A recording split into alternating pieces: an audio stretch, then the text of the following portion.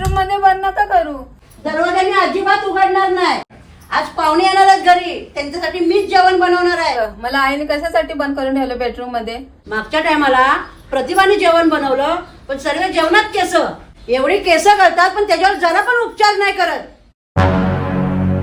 प्रतिभा कुठे आहे? तिला बंद करून ठेवलं बेडरूम मध्ये. प्रतिभा काय झालं? अहो माझे केस खूप गळतात ना, म्हणून आई खूप वैतागली माझ्या केसांना. हे बघा.